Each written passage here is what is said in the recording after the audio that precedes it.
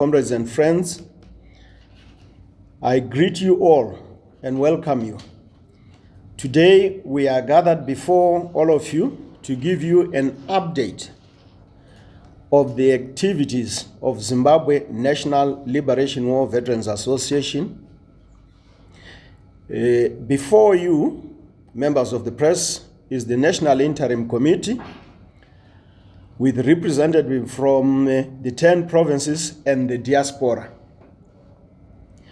The Zimbabwe National Liberation War Veterans Association was first registered in 1990 as a private volunteer organization with a mandate and aim of addressing the welfare of the war veterans of the liberation struggle, their spouses and children, which comprises Zimbabwe People's Revolutionary Army, ZIPRA, and Zimbabwe African National Liberation Army, ZANLA.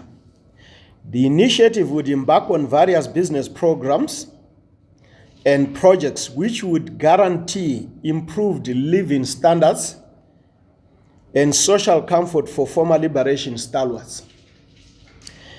The association's constitution dictates that the organization should be run and operated by an elected national executive whose mandate would last for 5 years, and thereafter an elective Congress would be conducted.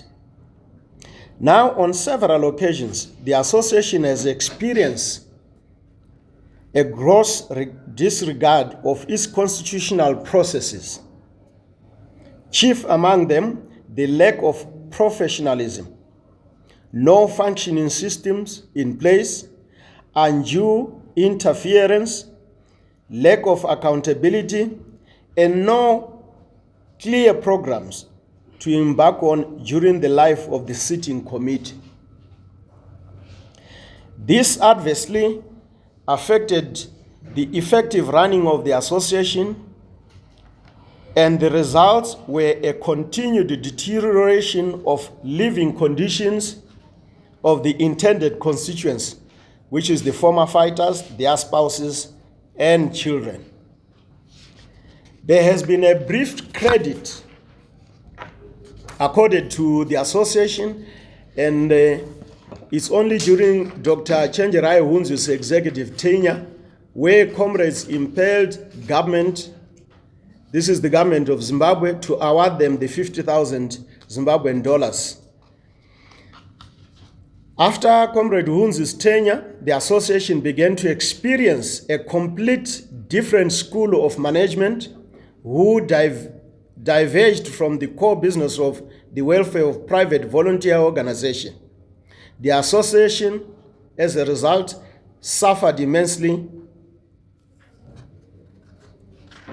Ladies and gentlemen, today we are here to secure our association from the gross misalignment under the previous executives and put it back to its founding ideals, that of welfare of its members, their spouses, and children.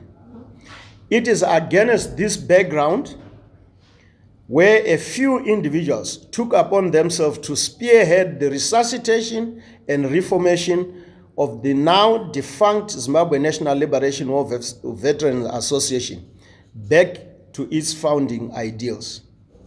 The initiators have both the blessings of the government of the Republic of Zimbabwe through the line ministry, which is Labor and Social Welfare, who is the approving authority for registering the private volunteer organizations. The ministry advised us to create a national interim committee to resuscitate the association by preparing for an elective Congress, upon which a fresh mandate will be given to a new national executive to run the affairs of the association for the next 5 years. It is expected this time around that the new executive will do everything possible never to repeat the mistakes experienced from the previous executives. Ladies and gentlemen, members of the press, comrades and friends, Zimbabwe National Liberation War Veterans Association is no ordinary private volunteer organization. It has members and represent veterans of the liberation struggle, the dead and the living. Its mandate covers all dimensions embracing economic, political, security, social and physiological needs. Veterans of the liberation struggle volunteered to join the armed struggle, in the process exposing themselves to the ills of the war, which resulted in the wanton loss of lives, social comfort, and the opportunity to further one's education purely to help the black marginalized Zimbabweans attain their independence from the colonial settlers and their imperial masters. 43 years after independence, ladies and gentlemen, ex-combatants are still wallowing in abject poverty, and they have nothing to show for it. The country's scorecard is hinged on welfare of its war veterans. The government of Zimbabwe is responsible for the welfare of the veterans. It therefore becomes incumbent upon the leadership of this very esteemed association to work flat out with the plight of the veterans and their families. Sorry, I will repeat this. The government of Zimbabwe is responsible for the welfare of the veterans. It therefore becomes incumbent upon the leadership of this very esteemed association to work flat out by engaging stakeholders such as our government to address effectively the plight of the veterans and their families. It is indeed a total embarrassment to witness the majority of war veterans without access to basic health care services, a decent living pension, and no roof over their heads they would call their own. This kind of a scenario is unacceptable, especially when our erstwhile colleagues are running the government of the day.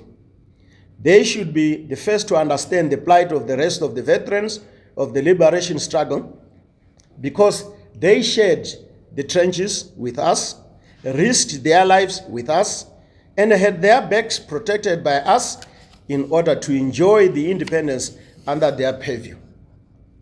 As the globe is approaching a new world order, veterans of the liberation struggle should be at the forefront by perpetuating the ideals of the struggle for a parity in humankind. We fought against the unjust system in support of a world order where global citizens would regard each other as equal. Let's remain vigilant and embrace our Pan-Africanism as our guiding principle. I thank you.